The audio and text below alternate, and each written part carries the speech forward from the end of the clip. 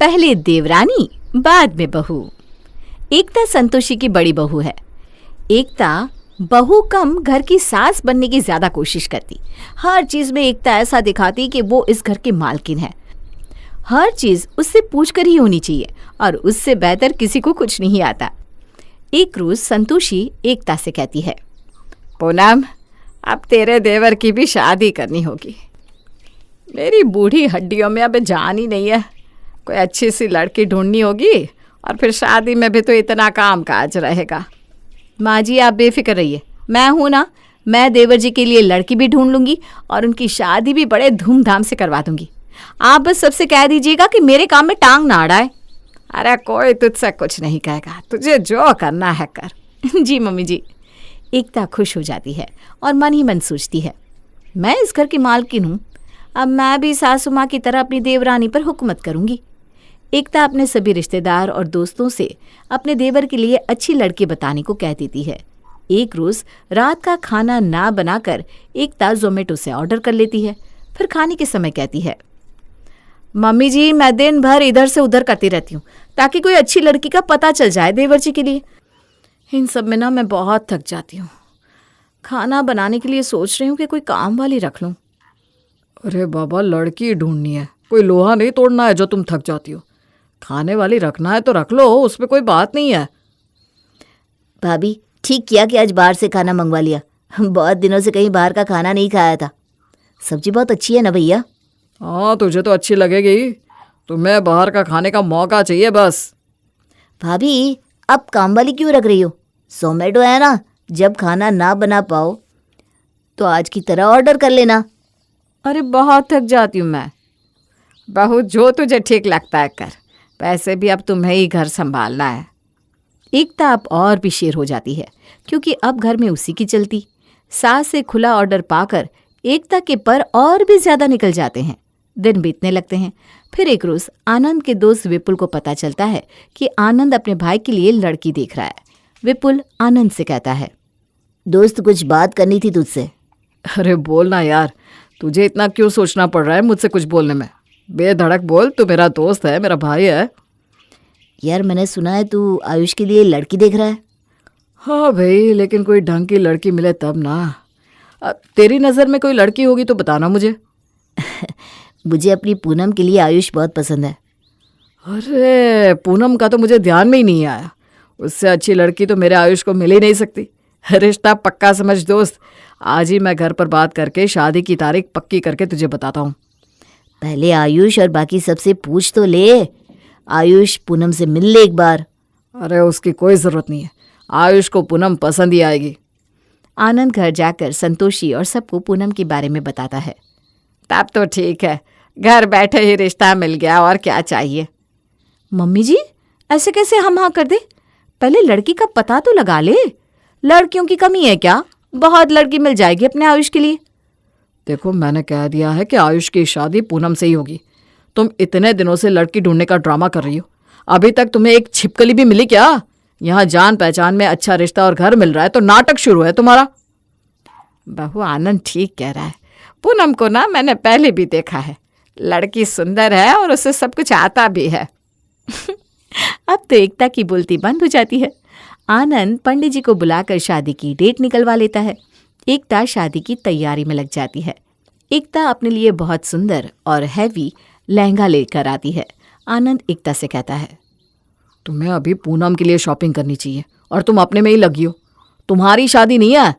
तुमसे नहीं होता है तो बोलो, मैं पूनम से कह देता हूँ, वो खुद की शॉपिंग कर लेगी। जो होगा पैसा वो हम दे देंगे। तुम ना ज्यादा बनो मत। मैं इस घर की बड़ी बहू हूँ। शादी में सबकी नज़र मुझ पर रहेगी। अच्छा, तुम शादी में शॉपिंग के नाम पर बस अपनी ही शॉपिंग करती रहोगी और सबको लगेगा तुम कितना काम कर रही हो। आनंद आयुष से कहता है, आयुष, तुम और पूनम साथ मिलकर कहीं शादी की अपनी शॉपिंग कर लो।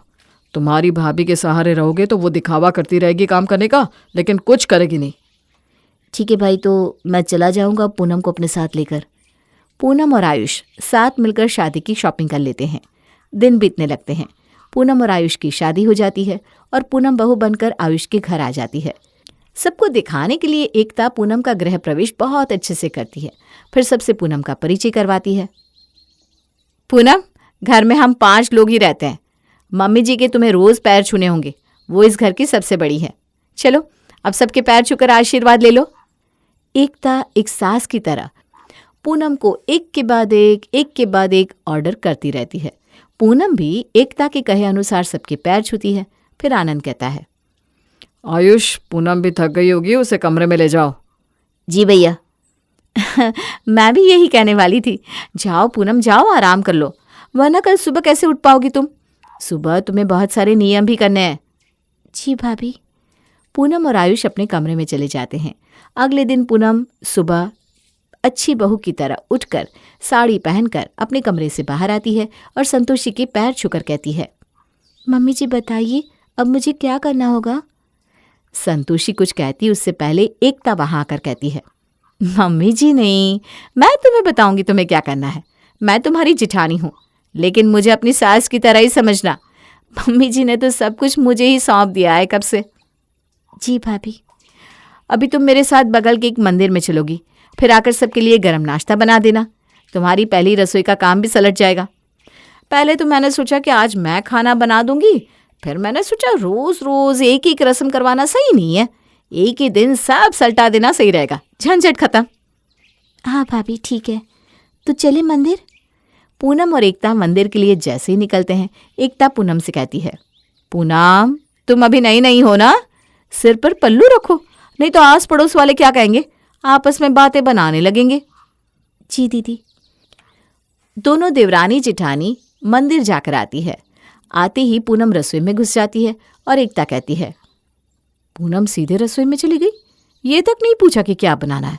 हमारे घर में पहले सास से पूछा जाता है कि क्या बनाना है, उसके बाद ही कुछ बनाया जाता है। सॉरी भाभी, बताइए क्या बनाना है नाश्ते में? अब से ना मैं आपसे पूछ कर ही कुछ बनाऊंगी। आलू के पराठे और इमली की चटनी। एक काम करो, साथ में पनीर के पराठे भी बना लेना, क्योंकि आनंद आलू के पराठे नहीं खाता।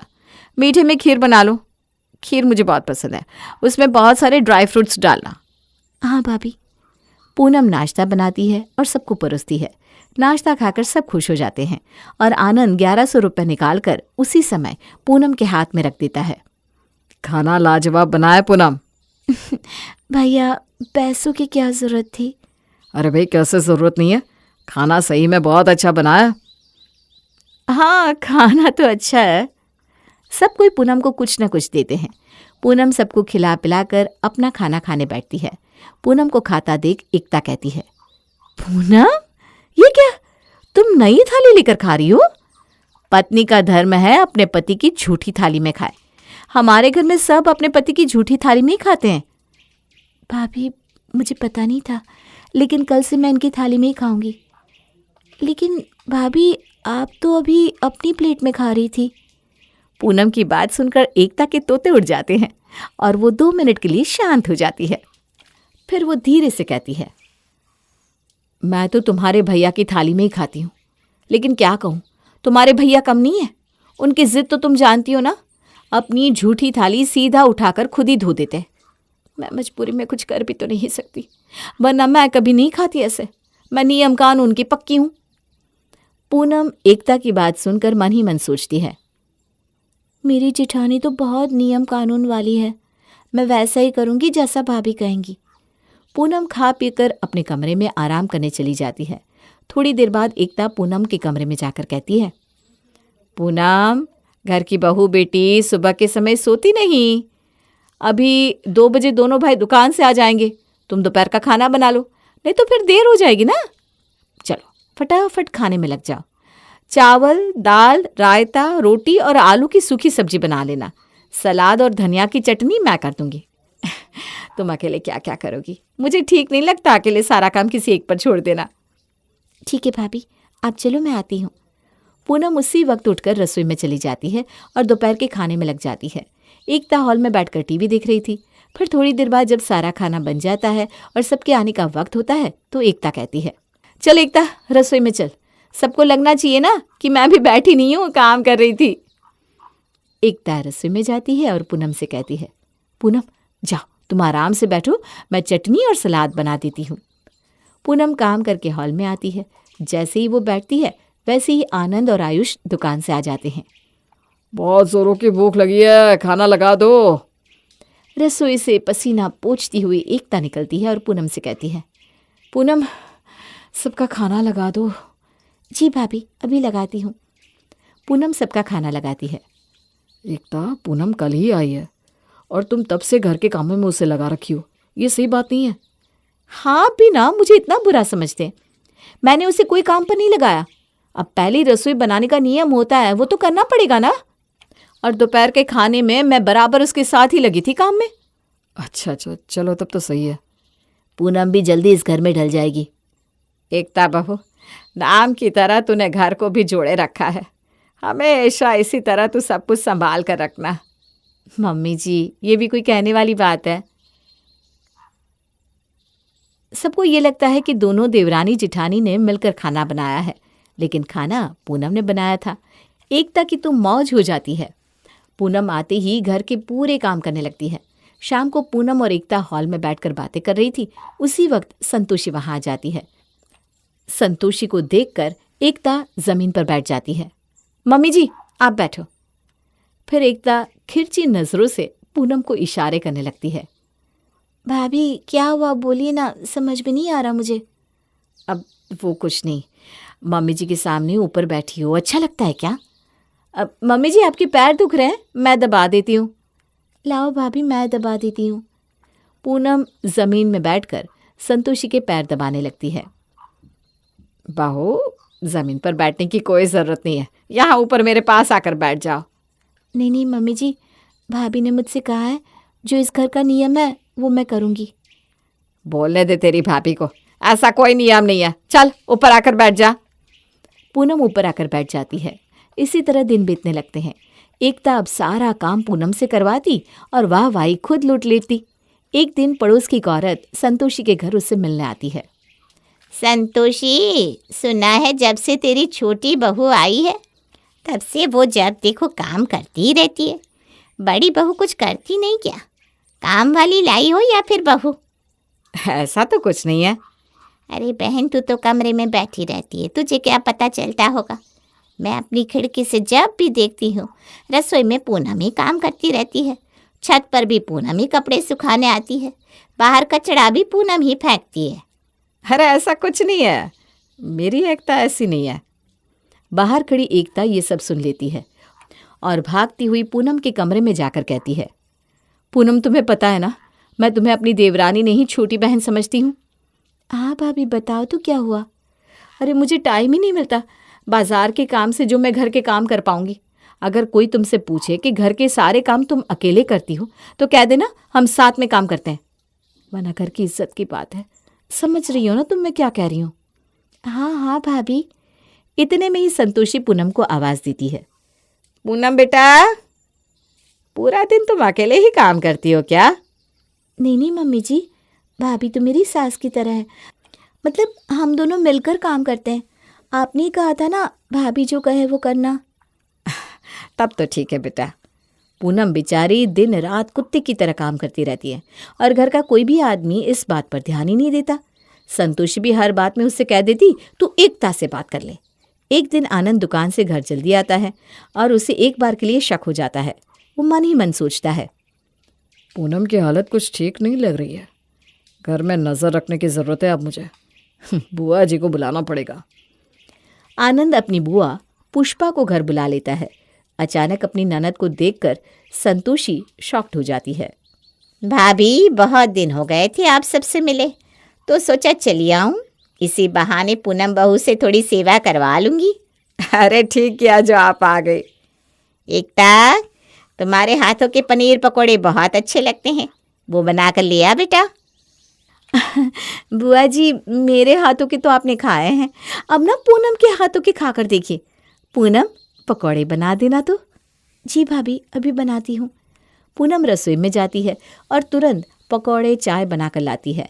पकौड़े खाकर संतोषी अपने कमरे में चली जाती है, लेकिन पुष्पा अपनी नज़र गड़ाए रखती है दोनों बहुओं पर और मन ही मन सोचती है, आनंद ने ठीक कहा था, पूनम पर अत्याचार हो रहा है। इसका पर्दाफाश तो मैं करके रहूँगी। एक रोज़ पुष्पा कहती है, पूनम बेटा, तू मेरे साथ बाजार चल, मुझे थोड़ा सामान लेना है। लेकिन बुआ जी, घर की सारी मार्केटिंग भाभी ही करती हैं। उन्हें ज़्यादा नॉलेज है हर चीज़ों का। अरे बेटा, तू क्या अभी तक बाजार नहीं गई? अभी तक तो मैं शादी के बाद यहाँ के बाज़ार नहीं गई हूँ। मेरी मम्मी मुझे बुला रही है, मैं मायके भी एक बार भी नहीं जा पाई हूँ। क्यों? क्यों बहू? एकता तो अपनी शादी के तुरंत बाद घूमने गई थी, फिर 1 साल तक तो कितनी बार मायके गई है वो। तू चली जा कल ही। तेरे बाल कैसे हो गए हैं? कंघी भी नहीं करती है क्या तू? क्या करूँ बुआ जी, टाइम ही नहीं मिलता। हैं? नहीं, मतलब वो मन ही नहीं करता। आज तो तुझे मेरे साथ चलना होगा। चल तैयार हो जा, एकता खाना बना लेगी। पुष्पा पूनम को जिद से ले जाती है। एक दिन पूनम घर पर नहीं होती तो एकता बाजार से रात का खाना ऑर्डर करके मंगवा लेती है। रात को जब पूनम और पुष्पा घर आते हैं, बहू, तूने खाना नहीं बनाया क्या? एक दिन तुझे इतना भारी हो गया, अकेले तुझसे खाना नहीं बना तो बाहर से मंगवा लिया। अरे नहीं नहीं बुआ जी, ऐसा नहीं है। मैं ना आज थोड़ा अपने कमरे की साफ सफाई में लग गई थी तो लेट हो गया। अच्छा चलो ठीक है, आज तो सब साथ बैठकर खाएंगे खाना। पर सबसे पहले एकता बैठ जाती है और पूनम वहीं खड़ी रहती है। अरे पूनम, तू क्यों नहीं बैठ रही? हम सबके साथ बैठ जा। बुआ जी, हमारे घर में नियम है ना कि पति की झूठी थाली में ही खाना है, तो मैं कैसे बैठ सकती हूँ? तू पागल है क्या? तुझे किसने कह दिया कि हमारे घर में ऐसे नियम है? मुझे भाभी ने कहा था और मम्मी ने कहा था कि मुझे भाभी की हर बात माननी है, क्योंकि वो मेरी सास की तरह है। इतना कहते ही पूनम चक्कर खाकर गिर जाती है। आयुष तुरंत डॉक्टर को बुलाता है और डॉक्टर कहते हैं, अपने शरीर की क्षमता से ज़्यादा काम करने के कारण इन्हें कमज़ोरी आ गई है, रेस्ट की ज़रूरत है। आयुष का दिमाग गर्म हो जाता है। अब मुझे समझ में आया कि रोज़ रात को तुम्हारा बदन इतना गर्म क्यों रहता है। तुम्हें बुखार हो जाता है इतना काम करने से। हाँ, मैं जब से आई हूँ तब से तो बस पूनम ही काम करती रहती है एक पैर पर, और एकता बहाने बनाकर बचती रहती है। भाभी को तो कोई मतलब ही नहीं है, उन्होंने तो एकता को ही पूनम की सास बना दिया है। तुम्हें एक बार हम सबसे बोलना तो चाहिए था ना पूनम। एकता, तुमने बहुत गलत किया है। गलती एकता या पूनम की नहीं है, तुम सबकी है, जिन्होंने कभी बेचारी पूनम पर ध्यान ही नहीं दिया। आयुष, तुम पति तो बन गए, लेकिन पति होने का कोई फर्ज नहीं निभा पाए। जो हुआ सो हुआ, लेकिन अब ऐसा नहीं होगा बुआ जी, क्योंकि अब मैं दोनों को अलग कर दूंगा ताकि बेचारी पूनम पर ही सारा लोड ना आए। मम्मी, मैं और एकता नीचे तले में रहेंगे और पूनम ऊपर। कुछ वक्त पूनम और आयुष को खुद के लिए मिल जाएगा। एकता, कान खोल कर सुन लो, अगर तुम्हें पैंतरे करना है तो अपनी माँ के घर जा सकती हो। अब इस घर में कोई काम वाली नहीं रहेगी। ऐसा मत करो, मुझे माफ कर दो आनंद, कम से कम काम वाली को तो मत हटाओ। मैं इससे ज़्यादा कुछ नहीं बोलना चाहता हूँ, समझी? तो जैसे मैंने कहा है वैसे ही रहना होगा, नहीं तो अपना सामान बांधकर घर से चली जाओ। एकता ने पूनम से जो किया था उसका बदला आनंद ले लेता है। अब देवरानी बस बहू बनकर रह जाती है।